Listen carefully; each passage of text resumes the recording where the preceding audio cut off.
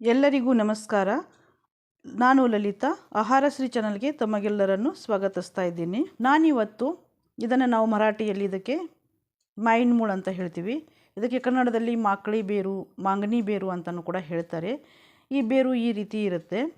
ಇದರದ್ದು ಉಪ್ಪಿನಕಾಯಿ ಮಾಡೋದು ಹೇಗೆ ಅಂತ ನಾನು ನಿಮಗೆ ತೋರಿಸ್ಕೊಡ್ತೀನಿ. ಆ ಉಪ್ಪಿನಕಾಯಿ ಮಾಡೋದಕ್ಕಿಂತ ಮುಂಚೆ ಒಂದು ಚಿಕ್ಕದೊಂದು ಕತೆ ನಿಮಗೆ ಹೇಳ್ತೀನಿ, ಈ ಉಪ್ಪಿನಕಾಯಿಗೆ ಸಂಬಂಧಪಟ್ಟಿರುವಂಥದ್ದು. ನಾನು ನಮ್ಮ ಮನೆಯವರಿಗೆ ಹೇಳಿದೆ, ಮಾರ್ಕೆಟ್ನಲ್ಲಿ ಮಾಂಗನಿ ಬೇರು ಬರ್ತಾಯಿದೆ, ತಂದು ಕೊಡ್ರಿ ಅಂತ ಹೇಳಿದೆ.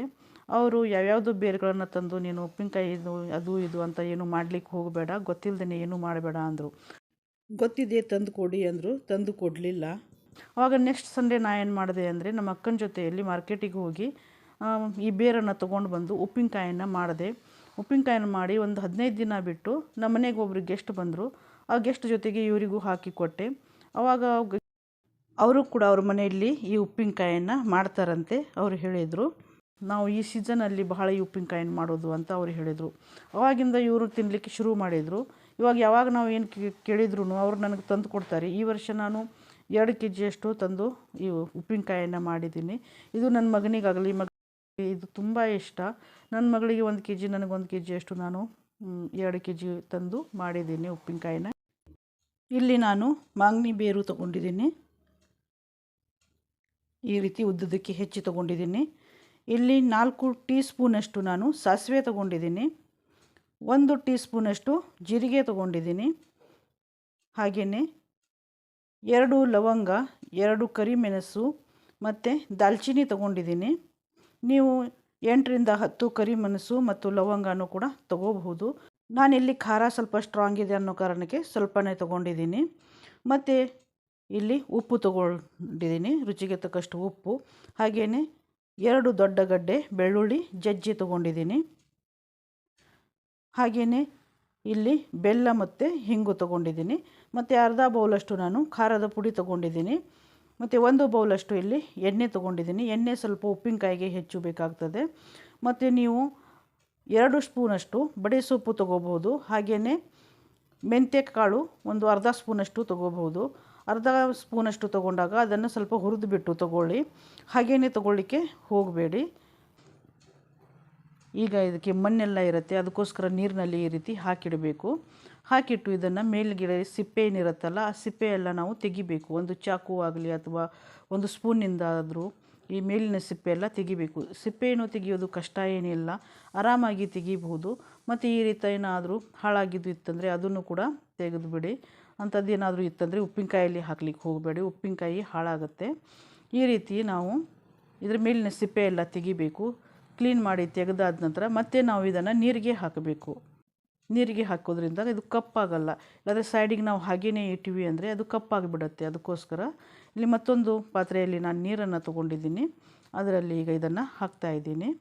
ಇದೇ ರೀತಿ ನಾವು ಈ ಬೇರುಗಳನ್ನು ಎಲ್ಲ ಬೇರುಗಳನ್ನು ಕ್ಲೀನ್ ಮಾಡ್ಕೊಳ್ಳೋಣ. 1 ಪಾವು kg ತೊಗೊಂಡು ಬಂದು ಮೊದಲಿಗೆ ನೀವು ಮಾಡಿ ನೋಡಿ, ಆನಂತರ ನೀವು ಹೆಚ್ಚು ಬೇರನ್ನು ತಂದು ಮಾಡಬಹುದು. ನಾನಿಲ್ಲಿ ಅರ್ಧ kg ಅಷ್ಟು ಇಲ್ಲಿ ತೊಗೊಂಡಿದ್ದೀನಿ. ಇದನ್ನೆಲ್ಲ ನಾನು ತೆಗೆದು ಸಿಪ್ಪೆ ಎಲ್ಲ ತೆಗೆದು ತೊಗೊಂಡಿದ್ದೀನಿ. ಇದರ ಏನು ಮಾಡಬೇಕೆಂದರೆ ಇದನ್ನು ಚಿಕ್ಕ ಚಿಕ್ಕ ಪೀಸ್ಗಳನ್ನು ಮಾಡಬೇಕು. 1 ಇಂಚು ಅಥವಾ 1.5 ಇಂಚು 2 ಇಂಚಿನಷ್ಟು ಚಿಕ್ಕ ಚಿಕ್ಕ ಪೀಸ್ಗಳನ್ನು ಮಾಡಬೇಕು. ಕೈ ನೋಡಿ ಎಷ್ಟು ಕಪ್ಪಾಗಿದೆ, ಇಲ್ಲಿ ನೋಡಿ ಈ ಚಿಕ್ಕ ಚಿಕ್ಕ ಪೀಸ್ಗಳನ್ನು ಮಾಡ್ತಾಯಿದ್ದೀನಿ. ಕೈ ಏನಾದರೂ ಆ ರೀತಿ ಕಪ್ಪಾಯಿತು ಅಂದರೆ ಏನೂ ಆಗಲ್ಲ. ನಿಂಬೆಹಣ್ಣು ಸ್ವಲ್ಪ ಹಚ್ಚಿ ತಿಕ್ಕೊಂಡು ಹ್ಯಾಂಡ್ ವಾಶ್ನಿಂದ ತೊಳ್ಕೊಬೇಕು. ಆದ್ರೂ ಅಷ್ಟು ಕ್ಲೀನಾಗಿ ಹೋಗಲ್ಲ. ನಾವು ಹೋಗ್ತಾ ನಾವು ಪಾತ್ರೆ ಅಥವಾ ಬಟ್ಟೆ ತೊಳೆದಾಗ ಹೋಗ್ತಾ ಅದು ಹೋಗುತ್ತೆ. ಇಲ್ಲಾಂದರೆ ನೀವು ಕೈಗೆ ಗ್ಲೌಸ್ ಕೂಡ ಹಾಕಿ ಮಾಡಬಹುದು. ಇವಾಗ ಇದು ನೋಡಿ ಈ ರೀತಿಯಾಗಿ ಉದ್ದುದ್ದಕ್ಕೆ ಹೆಚ್ಚಿ ತಗೋಬೇಕು. ಇದನ್ನು ಈ ರೀತಿಯಾಗಿ ಕ್ಲೀನಾಗಿ ತೊಳ್ಕೊಳ್ಳಿ. ತೊಳೆದಾದ ನಂತರ ಇದನ್ನು ಏನು ಮಾಡಬೇಕಂದ್ರೆ ಒಂದು ನೀರು ಹೋಗುವಂಥ ಪಾತ್ರೆ ಹೋಲಿರುವಂಥ ಪಾತ್ರೆಯನ್ನು ತೊಗೊಳ್ಳಿ. ನಾನಿಲ್ಲಿ ಒಂದು ಸಾನಿಗೆಯನ್ನು ತೊಗೊಂಡಿದ್ದೀನಿ. ಆ ಸಾನಿಗೆಗೆ ನಾನಿಲ್ಲಿ ಈ ಪೀಸ್ಗಳನ್ನೆಲ್ಲ ಹಾಕ್ತಾಯಿದ್ದೀನಿ. ನೀರೆಲ್ಲ ಹೋಗಬೇಕು, ಇಳಿದು ಹೋದ ನಂತರ ಇದನ್ನು ನಾನಿಲ್ಲಿ ಒಂದು ಬಟ್ಟೆ ಮೇಲೆ ಹಾಕ್ತಾಯಿದ್ದೀನಿ. ಬಿಸಿಲು ಇತ್ತಂದರೆ ನೀವು ಡೈರೆಕ್ಟ್ ಬಿಸಿಲಿಗೆ ಹಾಕಬಹುದು. ಇವಾಗ ರಾತ್ರಿ ಆಗಿದೆ, ಬಿಸಿಲು ಇಲ್ಲ ಅಂಥೇಳಿ ನಾನು ಏನು ಮಾಡಿದ್ದೀನಿ, ಫ್ಯಾನ್ ಕೆಳಗಡೆ ಇಲ್ಲಿ ಒಂದು ಕಾಟನ್ ಬಟ್ಟೆ ಮೇಲೆ ಇದನ್ನು ಹಾಕ್ತಾಯಿದ್ದೀನಿ. ಇದರ ಮೇಲೆ ಮತ್ತೊಂದು ಬಟ್ಟೆಯನ್ನು ನೀವು ಮುಚ್ಚಿಬಿಡಿ.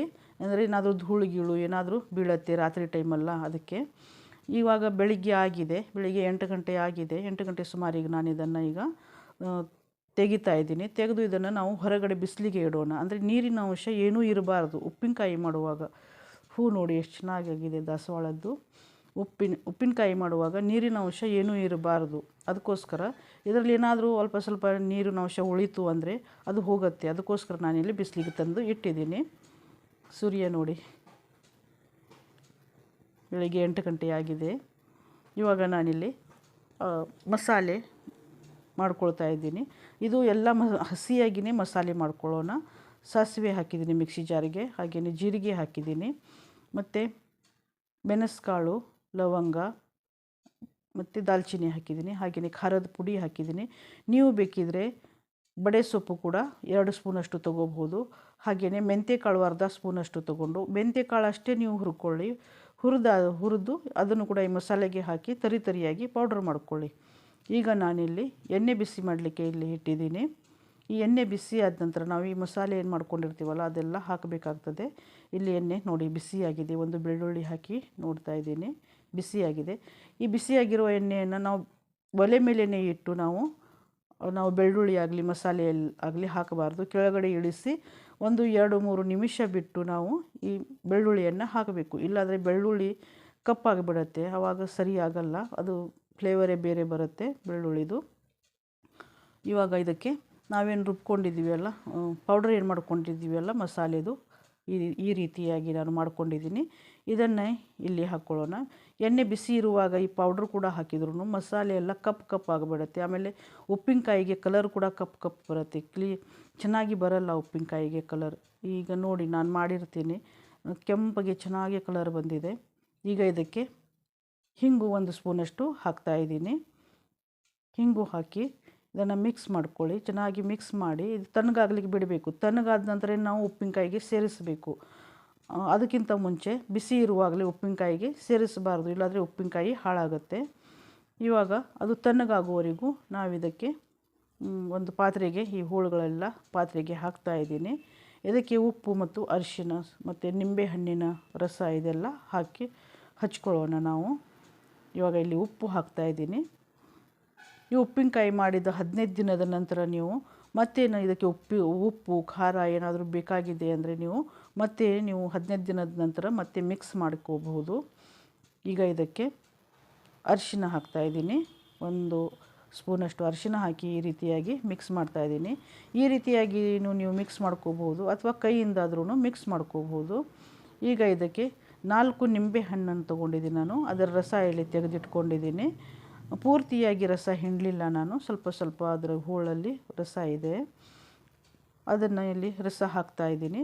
ಹಾಗೆ ನಿಂಬೆ ಹಣ್ಣಿನ ಹೋಳು ಏನಿದೆಯಲ್ಲ ಅದನ್ನು ಕೂಡ ನಾನಿಲ್ಲಿ ಹಾಕ್ತಾಯಿದ್ದೀನಿ, ಅದು ಕೂಡ ಚೆಲ್ತಾ ಇಲ್ಲ ನಾನು. ಮತ್ತು ಇಲ್ಲಿ ಬೆಲ್ಲ ಹಾಕ್ತಾಯಿದ್ದೀನಿ. ನೀವು ಬೇಕಿದ್ದರೆ ಸಕ್ಕರೆ ಹಾಕಬಹುದು, ಸಕ್ಕರೆ ಅಷ್ಟು ಒಳ್ಳೆಯದಲ್ಲ ಅಂಥೇಳಿ ನಾನು ಇಲ್ಲಿ ಬೆಲ್ಲ ಹಾಕಿದ್ದೀನಿ. ಈ ಮಸಾಲೆ ಹಾಕಬೇಕಾದ್ರೆ ವಿಡಿಯೋ ಯಾಕೋ ಬರಲಿಲ್ಲ. ಈ ಮಸಾಲೆ ಎಲ್ಲ ಹಾಕಿ ಇದನ್ನು ಇಲ್ಲಿ ಮಿಕ್ಸ್ ಮಾಡಿ ನಾನು ಒಂದು ಪಾತ್ರೆಯಲ್ಲಿ ತೆಗಿತಾ ಇದ್ದೀನಿ. ಇದನ್ನು ನಾವು ಏನು ಮಾಡಬೇಕಂದ್ರೆ ಒಂದು ಗ್ಲಾಸಿನ ಜಾರ್ನಲ್ಲಿ ಈ ಉಪ್ಪಿನಕಾಯಿನ ತುಂಬಿ ಮುಚ್ಚಳನ ಟೈಟಾಗಿ ಹಾಕಿ ಇಡಬೇಕು. ಗಾಳಿ ಕೂಡ ಹೋಗಬಾರ್ದು. ಮತ್ತು ಗ್ಲಾಸಿನ ಜಾರ್ ಇದ್ದರೆ ಅದರಲ್ಲಿ ಹಾಕ್ಕೊಳ್ಳಿ, ಇಲ್ಲಾಂದರೆ ಪ್ಲಾಸ್ಟಿಕ್ ಇದ್ದರೆ ನೀವು ಪ್ಲಾಸ್ಟಿಕ್ನಲ್ಲಿನೂ ಕೂಡ ಹಾಕಬಹುದು. ಆದರೆ ಪ್ಲಾಸ್ಟಿಕ್ ಅಷ್ಟು ಒಳ್ಳೆಯದಲ್ಲ, ಅದಕ್ಕೋಸ್ಕರ ನಾನು ಗ್ಲಾಸಿನ ಜಾರ್ನಲ್ಲೇ ಹಾಕಿಡಿ ಅಂತ ಹೇಳ್ತಾ ಇದ್ದೀನಿ. ಇವಾಗ ಇದನ್ನು ಇಲ್ಲಿ ಉಪ್ಪಿನಕಾಯಿ ಇದು ರೆಡಿಯಾಗಿದೆ.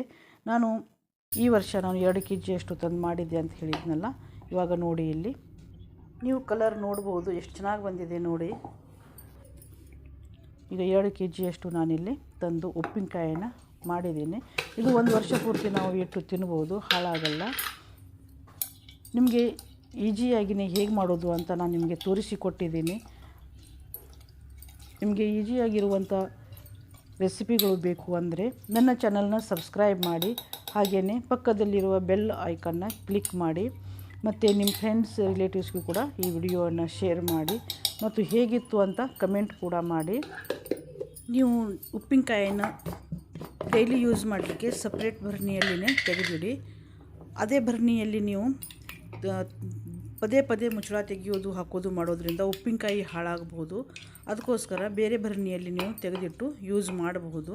ನೋಡಿ, ನಾನಿಲ್ಲಿ ಈ ಭರಣಿಯಲ್ಲಿ ತೆಗೆದಿಟ್ಟಿದ್ದೀನಿ. ಇದು ದಿನಾಲೂ ನಾನು ಯೂಸ್ ಮಾಡ್ತೀನಿ. ಆಹಾರ ಸಿರಿ ಚಾನಲ್ನ ವೀಕ್ಷಿಸಿದ ತಮಗೆಲ್ಲರಿಗೂ ನನ್ನ ಆತ್ಮೀಯ ಧನ್ಯವಾದಗಳು.